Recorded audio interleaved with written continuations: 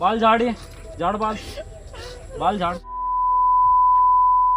हाँ बाल झाड़िए, बाल झाड़ ढंग से, झाड़ ढंग से।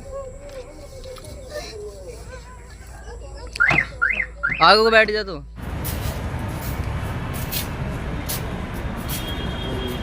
हाँ मैं ईमेल के लग जाते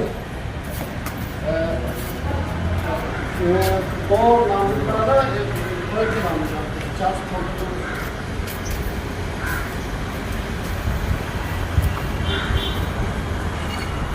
स्क्रीन पर ये वीडियो देखने के बाद आपको लग रहा होगा कोई फिल्म की शूटिंग हो रही है, बल्कि बिल्कुल गलत।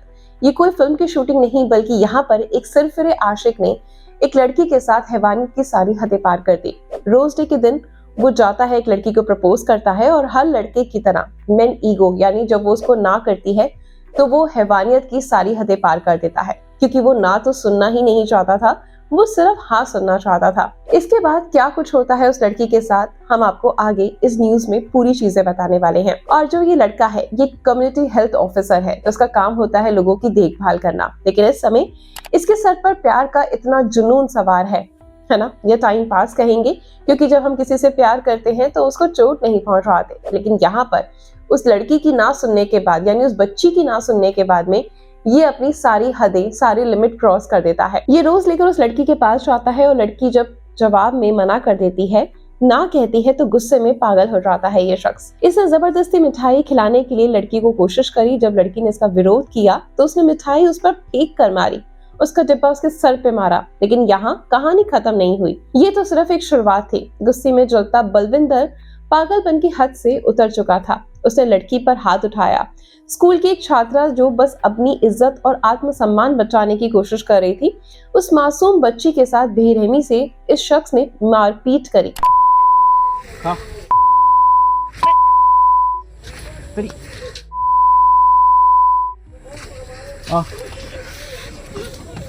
बैठ, बाल झाड़िए, झाड़ बाल,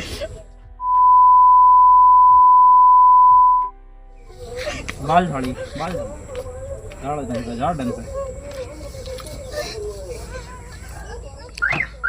आगे को बैठ जा तू। ये पूरी घटना वहां पर खड़े एक शख्स ने अपने मोबाइल में रिकॉर्ड कर ली और सोशल मीडिया पर अपलोड कर दी, जो इस समय बहुत तेजी से आग की तरह वायरल हो रही है। और यही खबर जब एक पुलिस कर्मी के पास जा पहुंची, तभी पुलिस जो होती है तुरंत हरकत में आती है और 24 घंटे के अंदर ही आरोपी को दबोच लिया जाता है। लेकिन जब पुलिस उसे पकड़ कर ले जा रही थी तो इसके हालात कुछ और ही कहानी बयां कर रहे थे। कैमरे में आप देख सकते हैं कि किस तरीके से ये शख्स पुलिस के कंधों पर लटक कर चल रहा है, मानो ऐसा लगता है किसी ने इसके अच्छे से क्लास लगाई हो, एक सबक जो शायद उसने कभी सोचा ही नहीं होगा।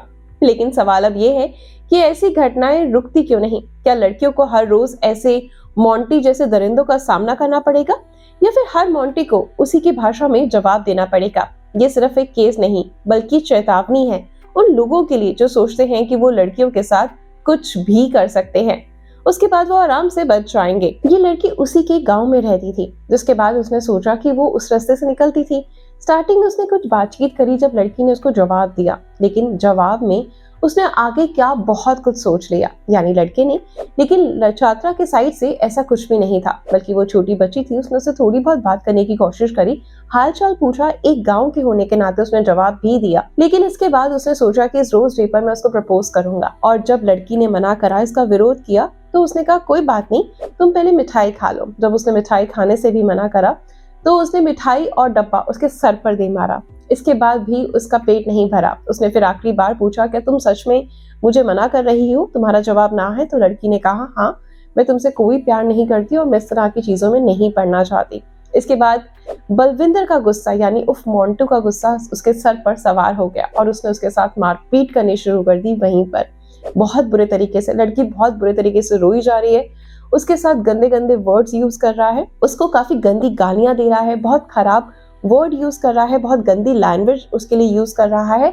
और ऐसे में उसको लगा कि उसकी ये हरकतें कभी भी पुलिस के सामने नहीं जाएंगी, बिकॉज लड़की छोटी है, अपनी इज्जत के मारे वो सब कुछ सह तो रही है, लेकिन पुलिस या घर वालों को कभी इसकी सूचना नहीं देगी, क्योंकि अक्सर घर वाले बच्चों का ही दोष निकालते हैं और पुलिस तक कोई जाता नहीं, क्योंकि इज्जत खराब होती है।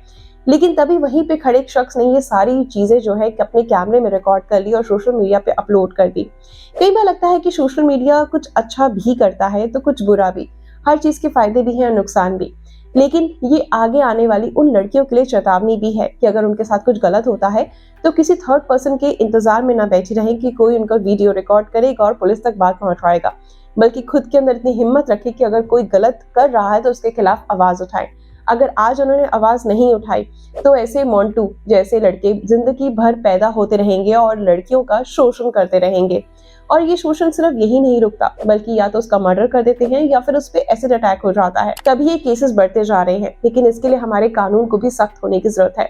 अगर उन्होंने मोंटू जैसे सारे लड़कों को जब वो कोई भी इंसिडेंट ऐसा होता है सबक ना सिखाया तो उनका जो है हिम्मत बढ़ती चली जाएगी और लड़कियां हमेशा शोषण का शिकार होती चली जाएंगी। आपका क्या कहना है इस पूरे इंसिडेंट के बारे में जरूर बताएं कमेंट करके। मिलते हैं अगली खबर में। Good luck.